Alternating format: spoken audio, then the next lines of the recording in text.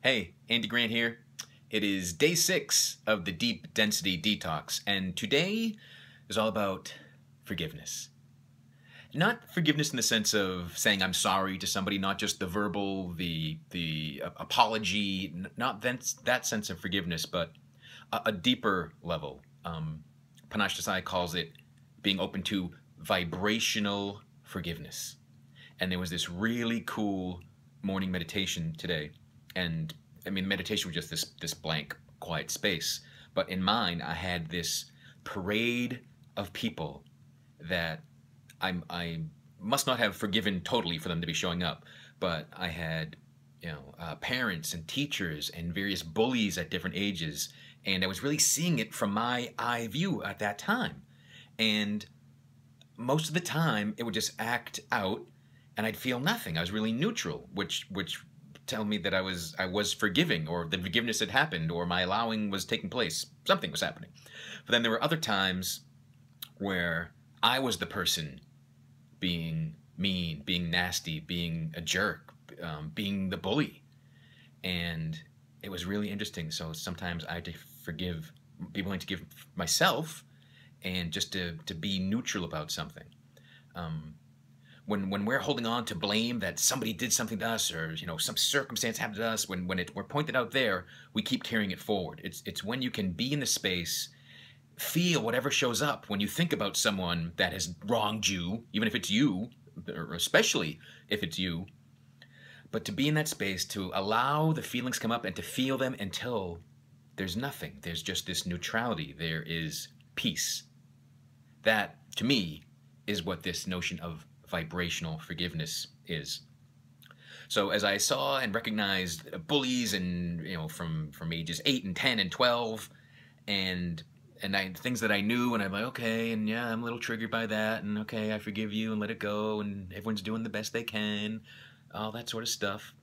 And then I saw instances and memories that I don't think of as much of those kids older, when they were nice to me, when they had changed, when they weren't being a 10-year-old douchebag, right? But my consciousness, I focused on all the bad memories. I realized I was keeping people in the 10-year-old versions of themselves, not letting them grow.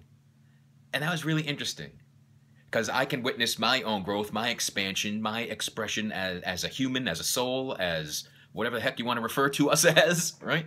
But I was holding others into the little box of when I labeled them as good, bad, or bullies, or mean to me, or whatever it was. So it was really freeing to let that truth unfold. And again, I knew it was a sense of completion because there was peace.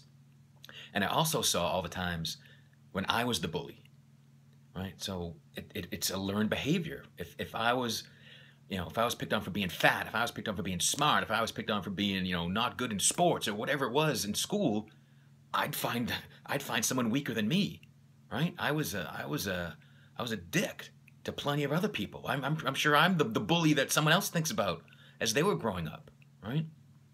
But I recognized that, and I changed that. And by the time I was in high school, I was really consciously not doing that. And I had these recollections of different people that there were a few girls in high school and in jobs I've had in high school that were such the object of ridicule for whatever reason. They were just, they looked different, they acted different, whatever it was, but most of the school picked on them. But I didn't. I just didn't partake in that.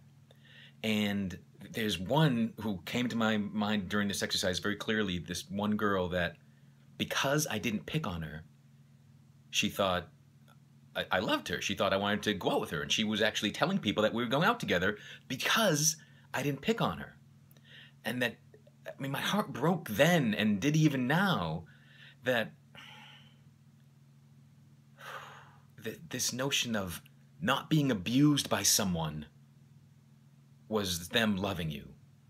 It was just really weird. And again, my immature self then, I didn't know how to deal with that, and I wanted to stop telling people that I was going out with her, so I was mean to her. I just felt like I had to be mean to her to let her get past this notion that I wanted to go out with her or anything. So it was weird to just have seen all that unfold, feel the feelings, forgive myself, forgive others. And again, this is done when you're just neutral, when there's a place of peace. So it was really an interesting day. And I liked it so much, I did that process twice. There's another notion of calling forward the person you think that's done you wrong the most, calling them forward to see and feel in the room and just allowing whatever shows up. And for me, that person was me. So if it's someone's outside of you or if it's you, just be willing to feel what shows up and feel it. Don't judge it. Don't be attached to it, but feel it until that energy, until those emotions pass through you, right? Then you're in the space of neutrality, right? Truly conscious living is having all of our experiences without judgment of them, without attachment to them, right? Anything that has happened to us, anything that will happen to us, has no meaning outside of the meaning we attach to it, right? So be willing to feel what shows up until you're in that space of peace. That's what today is about. That's what vibrational forgiveness is all about, right? What else do I want to tell you? So be good to yourself. Forgive everyone in your life, and I mean everyone, right? Holding on to trauma, taking things personally does not help you at all. Let it go. Be willing to feel it. Be willing to forgive everything, especially you, right? Cool.